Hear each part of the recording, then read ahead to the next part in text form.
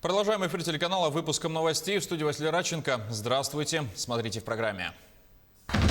Промышленные компании Якутии установили рекорды по добыче ископаемых. Снежный коллапс возник в Ленске. Якутские ученые нашли на территории региона останки шерстистого носорога. Кадры представили общественности.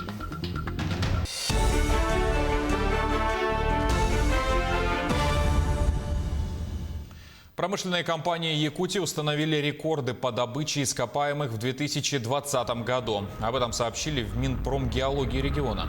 Так, Полюс Алдан с начала года добыл 7 тонн золота. Селигдар направил более 7 тонн золота на афинажные заводы. На шахте Инаглинская добыли 1 миллионную тонну угля. По предварительным данным, всего за 2020 год в Якутии добыли 39 тонн золота. Почти 15,5 миллионов тонн нефти, 6 миллиардов 700 миллионов кубометров газа, более 20 миллионов тонн угля. 2020 год стал настоящим испытанием для малого и среднего предпринимательства. Приостановили деятельность 11 тысяч субъектов малого бизнеса. Это более трети от их общего числа. Часть предприятий и вовсе закрыли свой бизнес. Уже в конце лета уровень безработицы достиг 7,7% от численности рабочей силы. О том, как подстраивался якутский бизнес под современные реалии, в материале Саргаланы Неустроевой. Введение ограничительных мер в Якутии значительно сказалось на численности занятых в экономике. При этом наибольшее снижение количества работников наблюдается в торговле. С марта по декабрь текущего года свою деятельность приостановили более 11 тысяч субъектов малого и среднего предпринимательства с численностью работников порядка 27 тысяч человек. Стало очевидно, без поддержки государства малому бизнесу не выжить. Так, республикой был принят комплекс мер поддержки малого и среднего предпринимательства. Был в первую очередь утвержден перечень пострадавших отраслей. Он значительно шире федерального перечня, насчитывает свыше 65 различных направлений деятельности. Финансовой поддержкой воспользовалось свыше 1000 субъектов малого и среднего предпринимательства в виде прямого субсидирования. Это позволило сохранить порядка 1500 рабочих мест. Екатерина Окорокова – одна из тех, кто воспользовался поддержкой государства, причем не только субсидиями, но и возможностью оформить беспроцентный кредит, возместить часть расходов на дезинфицирующие средства, маски и перчатки. Им не только удалось сохранить рабочие места сотрудников, но и набрать в штат еще 6 человек. С марта месяца мы начали уже терять обороты, у нас начала падать выручка. Уже большие мероприятия все были отменены, календарь наш опустел. Естественно, мы схватили за голову, что нам надо дальше делать. Но мы перестроились и мы начали переформатировать свою работу именно на доставках. Тем временем было много и тех, кто не попал в список пострадавших отраслей. Здесь уже было необходимо проявить настоящую предприимчивость. Во время закрытия границ Симоне Никулиной, владелице цветочного бизнеса, пришлось переключить внимание на отечественных поставщиков. Спасибо за покупку. Приятного вам дня. Цветы не входят в базовую потребность человека, поэтому клиентов, конечно, стало намного меньше. Нам было, конечно, очень сложно. Практически 2 месяца мы не работали совсем, но позже, ближе к маю, уже поставки более-менее пошли, и мы как-то старались быть на плаву в это время. Более того, во времена, когда многие попросту боятся потерять то, что уже имеют, Симона открыла новый бизнес. И теперь предпринимательница реализует продажу индигирки. Мы думали об этом год назад, еще до карантина. Открыть именно эту доставку. Мой муж с севера, он очень хорошо разбирается в рыбе, у него есть постоянные поставщики качественной рыбы, и он очень хорошо сам умеет готовить. Поэтому нам было легко открыть это дело. В следующем году правительство также будет реализовывать стандартные программы поддержки малого и среднего предпринимательства. Это субсидирование расходов в сфере местного производства и придорожного сервиса, а также грантовая поддержка в сфере социального предпринимательства и туризма. Саргалана Неустроева, Семен Семенов, Григорий Хлопков, Якутск. Коровники, техникум, жилой дом, бани и мосты. Несмотря на коронавирус, алмазный регион все-таки обзавелся новыми объектами. Некоторые подрядчики не успевали закончить работы в срок. Сетовали на пандемию. Тему продолжит Анна Брянская. В 2020-м начало года для айхальских студентов запомнится надолго. В феврале они приступили к занятиям в новом здании. Просторные аудитории, сварочные, электромонтажные, электрослесарные мастерские. Здесь теперь чего только нет. Новое здание мне понравилось. Тут больше места, буфет есть, хотя бы раздевалка нормальная, не как в старом здании. Со старым зданием теперь прощаются и школьники Алмазного. В поселке возвели новое учреждение. Трехэтажная цветная школа готова принять почти 300 детей. 3 сентября 2018 года я здесь участвовал в забитии первой сваи этой школы. Тогда многие жители, да и преподаватели выражали беспокойство, смогут ли за 2 года построить такой объект и ввести его. Но я обещал, что я обязательно приеду на 1 сентября 2020 года, и мы вместе с ними откроем эту школу. И это событие состоялось. Школа очень красивая, очень хорошая. Она абсолютно покрывает все потребности в учебных местах.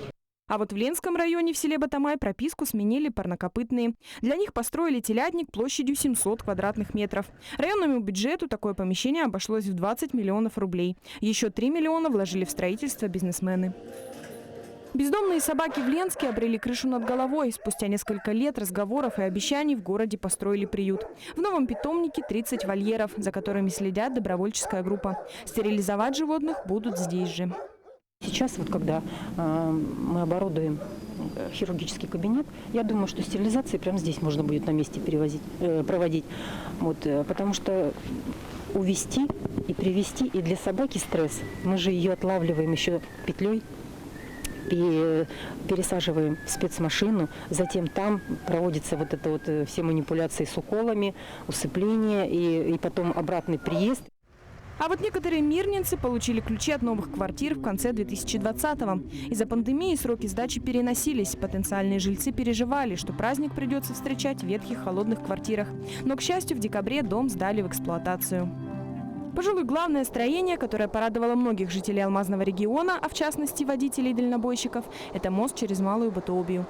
Компания РНГ с 2018 года возводила круглогодичную переправу. Для строительства моста даже развернули асфальтобетонный мини-завод. Анна Брянская, телеканал «Алмазный край». Новые санпины начали действовать с 1 января. Они устанавливают требования к организации общественного питания населения. Один из самых важных разделов посвящен обслуживанию детей. В школах, детских садах, детских лагерях и так далее. Так в санпинах прописано, что в меню должны быть продукты, обогащенные витаминами и микроэлементами, а также витаминизированные напитки. Замена витаминизации блюд, выдачи детям поливитаминных препаратов не допускается. При приготовлении блюд должна использоваться не обычная соль, а йодированная. В школьном меню обязательно должно быть горячее питание. Есть даже подробная таблица, какой продукт чем можно заменить. Например, 100 граммов говядины можно заменить на 104 грамма оленины. А для детей, нуждающихся в лечебном и диетическом питании, будут разрабатываться индивидуальные меню. В России не будет обязательного единого государственного экзамена по иностранному языку. Это следует из приказа Министерства просвещения. ЕГЭ на знание английского, немецкого, французского, испанского или китайского школьники могут сдавать по выбору.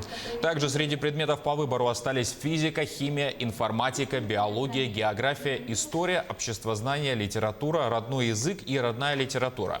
Напомним, что ЕГЭ в 2021 году пройдет с 31 мая по 2 июля. Те, кто не поступают в вузы, будут сдавать выпускные экзамены с 24 по 28 мая. Справку от врача стало возможным получить в электронном виде. Помимо бумажных справок и медицинских заключений, действительными становятся их электронные аналоги, подписанные усиленной цифровой подписью врача. Отмечается, что за электронными медицинскими документами можно обратиться не только лично, но и удаленно. Для этого необходимо зарегистрироваться, пройти идентификацию и аутентификацию на портале госуслуг и оформить документ с помощью сервиса «Мое здоровье».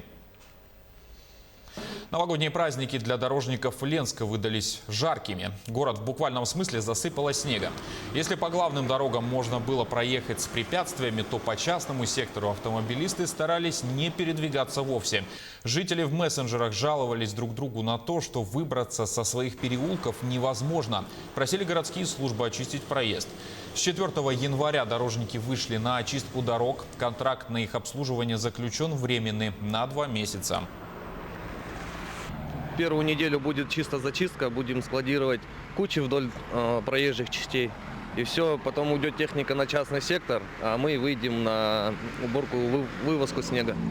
Частный сектор у нас запланирован, наверное, числа 15-го мы выйдем на частный сектор.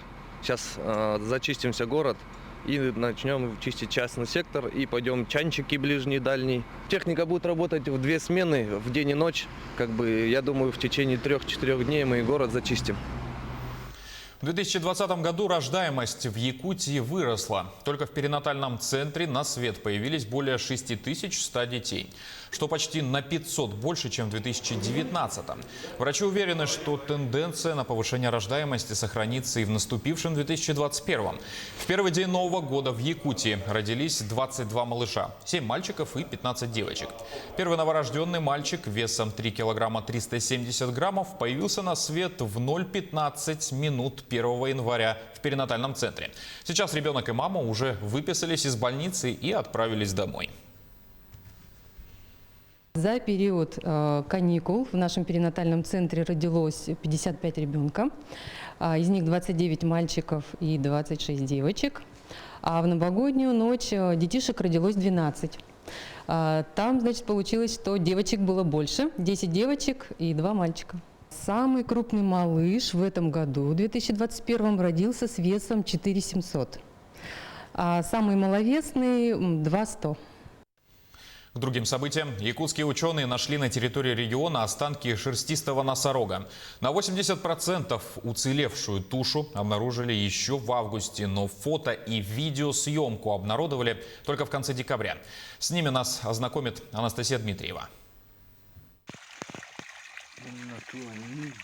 Российские ученые изучают хорошо сохранившиеся останки шерстистого носорога, который, вероятно, бродил по сибирским просторам более 12 тысяч лет назад.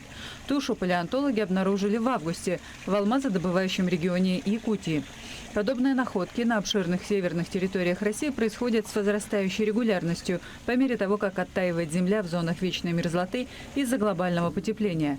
Носорог был найден в реке вместе со всеми конечностями, некоторыми органами, бивнем, что редкость для таких находок, и даже шерстью, цитирует местное издание «Якутия-24» доктора биологических наук Валерия Плотникова. Тушу носорога, его зуб и остатки рога можно увидеть на видео и фотоснимках, выпущенных отделом изучения фауны мамонтов Академии наук Республики Саха. По информации местных СМИ, особи было 3-4 года. Он, вероятно, утонул.